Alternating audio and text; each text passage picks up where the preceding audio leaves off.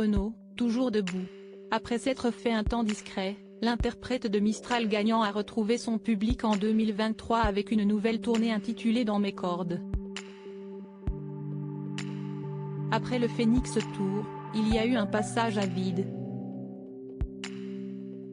Donc, il remonte sur le ring. Le fait d'être à nu, vocalement et dans sa peau de chanteur, ne le dérange pas plus que ça. Il espère y trouver une énergie nouvelle, a expliqué son amie et musicienne Alain Lanty à RTL. Mardi 25 avril, l'ancien époux de Romane Cerda était donc au Casino Barrière, à Toulouse. Mais la présentation du chanteur a quelque peu interloqué ses fans.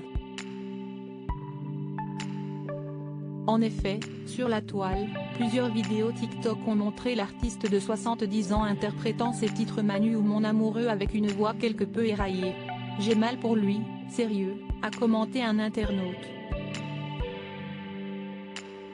« On ne comprend rien, c'est triste, arrête », a déploré un second. Auprès de La Dépêche, certaines personnes ayant assisté aux 10 concerts ont également fait part d'une certaine fragilité du chanteur. Renaud chante comme il le sent. Il faut l'accepter tel qu'il est, a témoigné un spectateur. Sa voix n'est plus au rendez-vous, mais l'attachement du public pour le chanteur reste d'une force rare, ont écrit nos confrères. Pour rappel, atteint d'un emphysème pulmonaire, une maladie des voies aériennes, Renaud avait dû subir une intervention chirurgicale en 2020. Malgré son problème de santé, sa voix se serait pourtant améliorée après son opération, comme l'avait confié un proche du père de Lolita et de Malone dans les colonnes du Parisien en mars 2022 à la sortie de l'album Métèque. Sa voix est meilleure, beaucoup moins rocailleuse que sur le précédent album. Supérieur à Véronique Sanson, Renaud.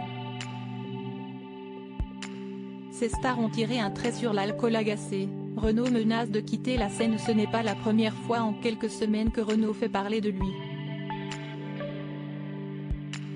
En effet, le 21 février dernier, lors d'une précédente date sur la scène lilloise du Sébastopol, il s'était emporté après avoir été filmé à maintes reprises par le public alors que cette consigne avait été donnée, ne pas filmer et ne pas prendre de photos. Agacé par l'attitude d'une personne dans le public, celui qui a connu l'enfer de l'alcoolisme avait alors menacé de quitter la scène au beau milieu d'un morceau. « Je n'ai plus envie de chanter », avait-il lancé. Et de poursuivre, « Il n'y a pas un voisin qui peut lui dire d'arrêter ?» Article écrit en collaboration avec 6 médias Crédit Photo, Véan.